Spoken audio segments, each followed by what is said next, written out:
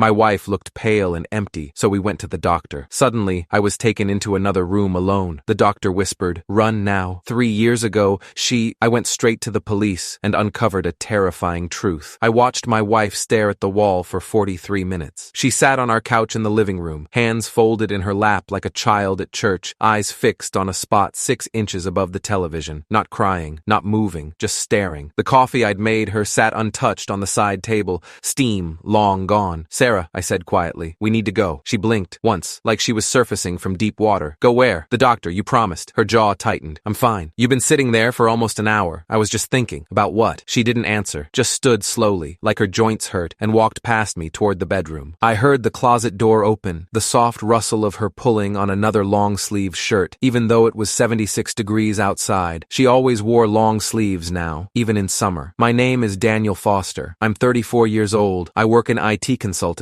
and I'd been married to Sarah Carter for 2 years. We'd met at a coffee shop in downtown Chicago. She'd spilled her latte on my laptop bag, apologized profusely, insisted on buying me lunch to make up for it. She'd been funny that day, quick with jokes, bright-eyed. That version of Sarah had disappeared 6 weeks ago. At first I'd thought it was work stress. She was a freelance graphic designer, always juggling deadlines. But then the symptoms started. She'd stopped eating breakfast, started waking at 3 a.m. and pacing the apartment. Her hands trembled when she tied her shoes. 3 days ago, I'd found her sitting on the bathroom floor at 6 a.m., knees pulled to her chest, staring at the tile grout. "Sarah?" I'd knelt beside her. "What's wrong?" "Nothing." Her voice had cracked on the word. "Just needed some air." "On the bathroom floor?" She'd looked at me then, really looked, and for a second, I'd seen something in her eyes that made my chest tighten. Fear. But fear of what? That morning, I'd finally put my foot down. "We're going to urgent care today, no arguments." She'd resisted, said it was just stress, said she was fine. But when I'd threatened to call an ambulance, she'd agreed. Now she emerged from the bedroom in jeans and a gray Henley, sleeves pulled down to her wrists. Her face was pale, shadows under her eyes like bruises. "Let's go," she said. We drove to Lakeside Urgent Care on Ogden Avenue in Naperville, 20-minute drive. Sarah spent the entire time staring out the passenger window, fingers twisting in her lap. I tried to make conversation, asked about her current design project, about what she wanted for dinner, about the trip we'd been planning to Michigan. She gave one-word answers. Fine, whatever. Sure. At a stoplight, I reached over and touched her hand. She flinched, actually flinched, like I'd burned her. "Sorry," she whispered, "just jumpy." But her hand pulled away from mine and tucked under her thigh where I couldn't reach it. The urgent care waiting room smelled like antiseptic and old coffee. Fluorescent lights hummed overhead. A kid with a bloody nose sat across from us, his mother pressing tissues to his face. CNN played on mute on the wall-mounted TV. Sarah filled out the intake forms with slow, deliberate movements. Name, date of birth, insurance information, medical history. When the receptionist called her up to hand over her ID, I watched the woman's face carefully. She glanced at Sarah's driver's license, typed something into her computer, then paused. Her fingers hovered over the keyboard for just a second. Then she typed faster, handed the license back with a practiced smile. "The nurse will call you shortly." Sarah sat back down beside me, didn't look at me, just stared at the CNN ticker scrolling across the bottom of the screen like she was reading it. But her eyes didn't track left to right, they just stared. "Sarah," I said quietly, "whatever this is, we'll figure it out, okay?" She nodded once, mechanical. 15 minutes later,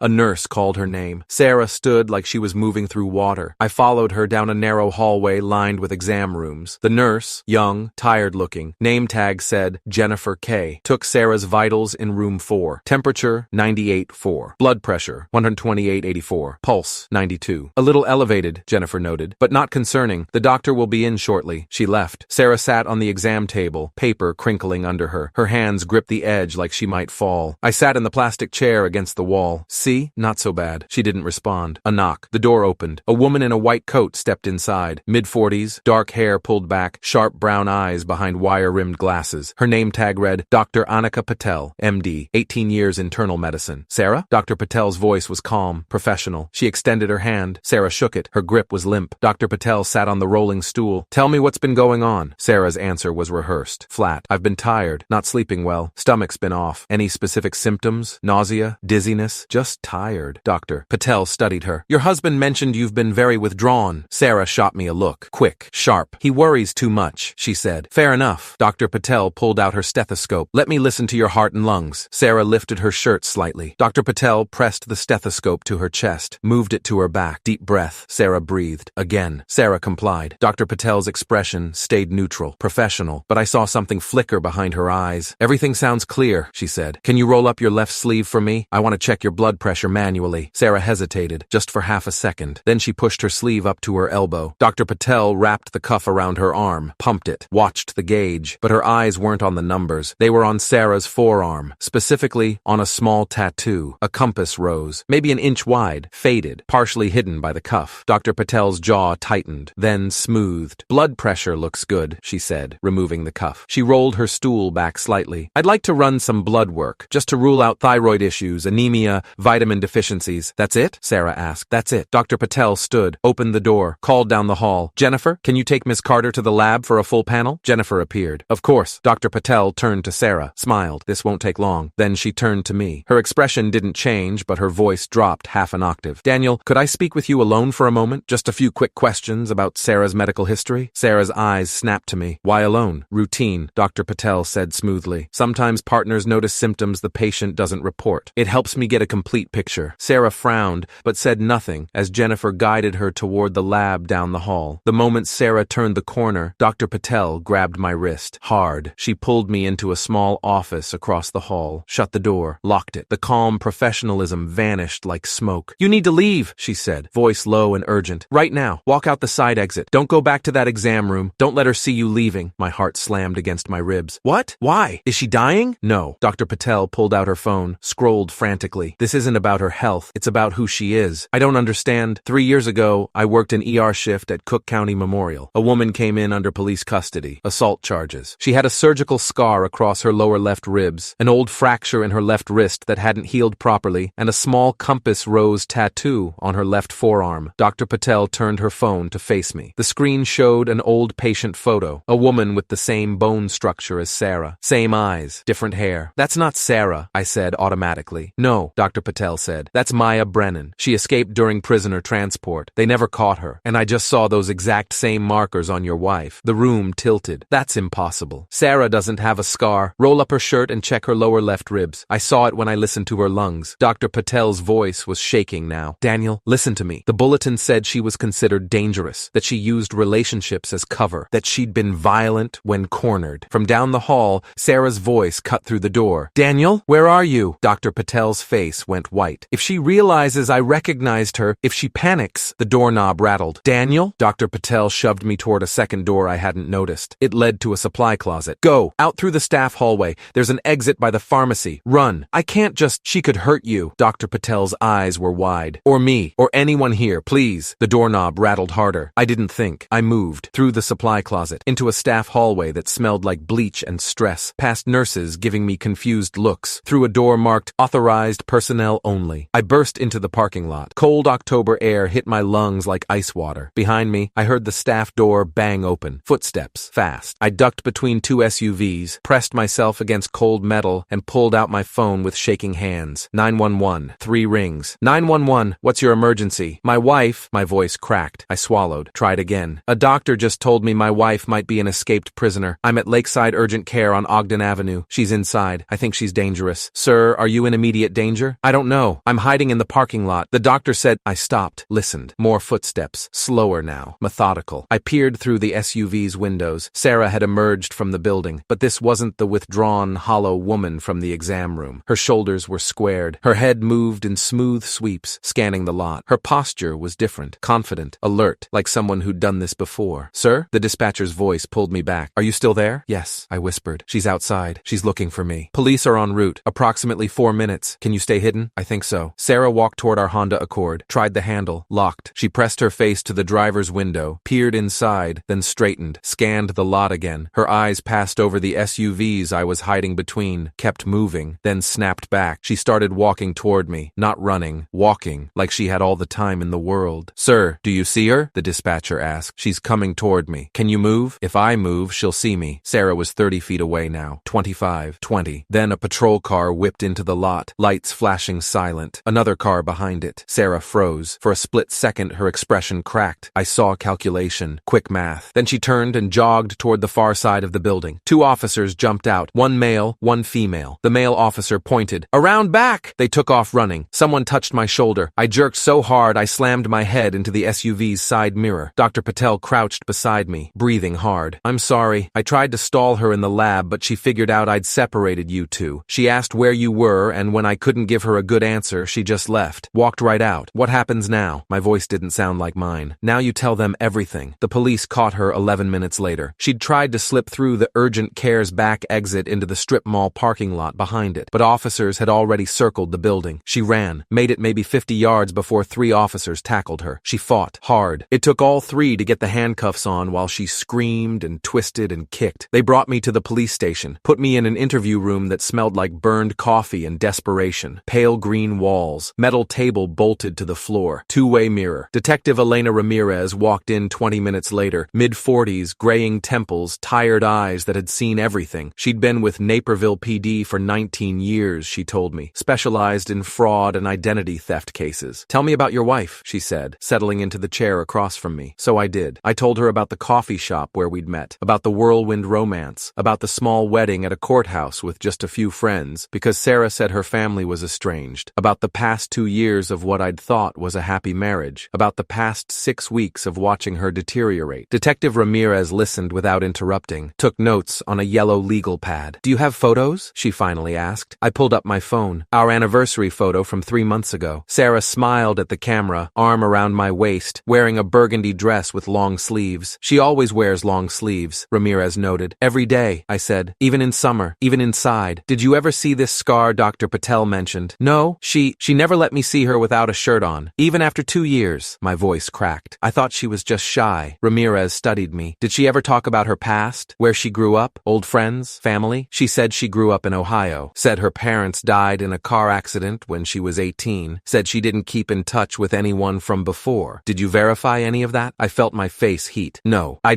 trusted her. Ramirez's expression softened. Most people do. That's how this works. She pulled out a tablet, typed something, pulled up a database, entered Sarah's information. The screen stayed blank. She frowned, tried again. Nothing. Your wife's social security number doesn't match any Sarah Carter in our system, she said slowly. It's flagged as belonging to a deceased individual. My stomach dropped. Ramirez typed more, pulled up another database, cross-referenced something. An old photo loaded. Same face, different hair, harder expression. The name underneath read Maya Brennan, Dobe, 08-14-1988. Escaped custody, March 2021. That's her, I whispered. Ramirez zoomed in, read the file. Her jaw tightened. Maya Brennan was arrested 3 years ago for aggravated assault. She attacked her then-boyfriend with a kitchen knife after he tried to end their relationship. He survived but needed 18 stitches. Ramirez looked up. During transport to the county jail, the transport van was in an accident. She escaped in the confusion. And she just, disappeared? She stole the identity of a woman named Sarah Carter who died in a single car accident in 2020. Rebuilt the whole identity. Got new documents, new life, new husband. Ramirez's voice was flat. The room spun. The file says she's considered dangerous when exposed. Ramirez continued. The behavioral profile indicates she forms relationships for cover and stability. She becomes violent when she feels threatened or cornered. She's been getting sick, I said. The past 6 weeks. She's been probably scared, Ramirez finished. Something triggered her, made her think she was about to be caught. That's why she was deteriorating. Not physically, psychologically. I thought about Sarah sitting on the bathroom floor, staring at nothing. She'd been planning, calculating, trying to decide what to do. What happens now? I asked. Now we process her, take her statement, and you should probably get a lawyer, because once this goes to court, you're going to have a lot of questions to answer. They held Sarah, Maya, in a cell while they sorted through the paperwork. I saw her once through the observation window. She sat on the metal bench, handcuffed, staring at the wall. When she noticed me watching, she looked up. No tears, no apologies, no panic, just cold, flat calculation, like she was already planning her next move. I turned away before she could see my hands shaking. Detective Ramirez pulled me aside an hour later. We've contacted Ohio authorities. They're sending someone to pick her up. She'll be extradited to face the original assault charges, plus escape, identity theft, and fraud. What about me? You're not being charged with anything. You're a victim. She paused. Daniel, I have to ask, did you ever suspect anything? I thought about it. Really thought. The long sleeves, the missing family, the way she flinched when I tried to look through old photos on her phone, the way she always insisted on driving her own car to appointments instead of letting me take her. I think, I said slowly, some part of me knew something was off, but I didn't want to see it. Ramirez nodded. That's common. We see what we want to see, especially in people we love. I didn't love her, I said. The words surprised me. I loved who I thought she was, but that person never existed. 2 days later, I met with a lawyer, Marcus Chen, 42, specialized in fraud cases for 16 years. He confirmed I wasn't wasn't legally liable for anything. Maya's identity theft hadn't involved my finances. Our marriage license would be invalidated since she'd used stolen documents. Legally speaking, it was like we'd never been married at all. You'll need to be prepared for media attention, Marcus warned. This kind of case gets traction. Man unknowingly married to fugitive? That's a headline. He was right. The story hit local news first, then regional, then national. Man discovers wife is escaped prisoner after doctor's warning. My phone exploded. Reporters, old friends, co-workers. Everyone wanted to know, how could I not know? Were there signs? Did I feel stupid? I stopped answering. Maya, I couldn't think of her as Sarah anymore, was extradited to Ohio 3 weeks later. The prosecutor there, Linda Morrison, called me personally. She'd been with the Hamilton County DA's office for 23 years. We're charging her with the original assault, escape, identity theft, fraud, and unlawful flight, she said. With the priors and the escape, she's looking at 8 to 12 years minimum. Will I have to testify? Probably, if it goes to trial, but most likely she'll take a plea. She did. Maya Brennan pleaded guilty to all charges in exchange for a reduced sentence of 10 years. I watched the hearing via video feed. She stood in an orange jumpsuit, hands cuffed in front of her, and answered the judge's questions in a flat monotone. Do you understand these charges? Yes. How do you plead? Guilty. The judge sentenced her on the spot. 10 years in a medium security facility. Eligible for parole in 6. Before they let her away, she looked directly at the camera, at me, and I saw it again. That cold, calculating expression. She mouthed 2 words. I'm sorry. But her eyes weren't apologetic. They were blank. The hearing ended. The screen went dark. I sat in my apartment, our apartment, surrounded by her things. Her coffee mug in the sink, her jacket on the hook, her toothbrush in the bathroom. Evidence of a person who never existed. Dr. Patel called me that evening. I saw the news. Are you okay? No, I said honestly. But I will be. You know, she said quietly, in 18 years of medicine,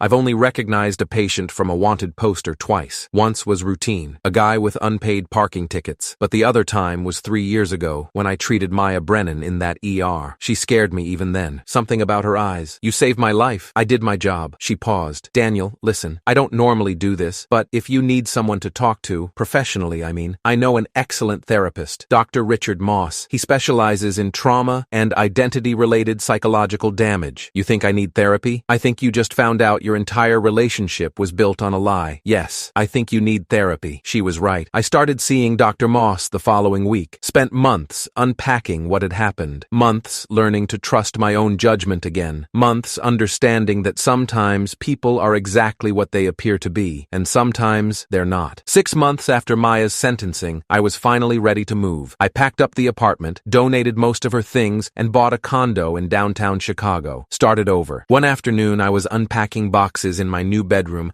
when I found something wedged in the back of Maya's nightstand drawer that I'd accidentally taken with me. A burner phone. I turned it on. It had 3 contacts saved. Emergency 1, Emergency 2, Emergency 3. All with different area codes. None I recognized. The call history showed she'd contacted Emergency 2 6 times in the 2 weeks before the urgent care visit. The last call was the day before. I stared at that phone for 20 minutes. Then I called Detective Ramirez. She had a network, Ramirez said when she saw the phone. We suspected but couldn't prove it. These numbers could lead to other fugitives, other stolen identities. They traced all 3 numbers. 2 belonged to disconnected lines, but the 3rd led to a woman in Portland named Lisa Morgan. Lisa Morgan was also a stolen identity. The real Lisa Morgan had died in 2019. The woman using her name was wanted for embezzlement in Texas. The FBI picked her up 3 days later. Detective Ramirez called me with the update. You helped us find someone who'd been missing for 4 years. That counts for something. It doesn't bring back the 2 years I lost. No, she agreed, but it might save someone else from losing theirs. A year after everything imploded, I got a letter, prison mail, return address in Ohio, from Maya. I almost threw it away unopened, but I didn't. The letter was short, handwritten on lined paper. Daniel, I know you probably hate me. You should. I lied about everything, but there's one thing I need you to know. I never meant to hurt you. You were kind to me. You made me feel normal. For 2 years, I almost believed I could be the person you thought I was. Almost. But people like me don't get to be normal. We don't get to start over. We just keep running until someone catches us. I'm sorry you got caught in the blast radius. Maya, I read it 3 times. Then I burned it in the sink and watched the ashes swirl down the drain. Because here's what I finally understood. Maya Brennan hadn't been my wife. She'd been a performance, a carefully constructed character designed to hide a fugitive, and I'd fallen in love with a ghost. 3 years later, I'm sitting in my condo watching the sun set over Lake Michigan. I've got a new job, new friends. I'm even dating again, slowly, carefully, with eyes wide open. happen. Dr. Moss says I'm healing, that I'm learning to trust again without being naive. I think he's right, but sometimes, late at night when I can't sleep, I still think about that moment in the parking lot, about Sarah's face when she realized I knew, about how fast the mask dropped, about how she looked at me afterward, not with love, not with regret, with calculation, like I'd been a problem, and problems needed solutions. Detective Ramirez told me something during one of our last conversations. She said the scariest people aren't the ones who hurt you on purpose. They're the ones who hurt you without thinking twice about it. The ones for whom deception isn't a choice. It's just who they are. I spent 2 years married to someone like that. 2 years sleeping next to someone who saw me as cover, as camouflage, as a tool for survival. And the worst part? I never suspected a thing. Not until a doctor I'd never met looked at my wife's forearm and recognized a compass rose tattoo from 3 years ago. A tattoo that pointed me toward the truth. That the woman I'd married was never my wife at all.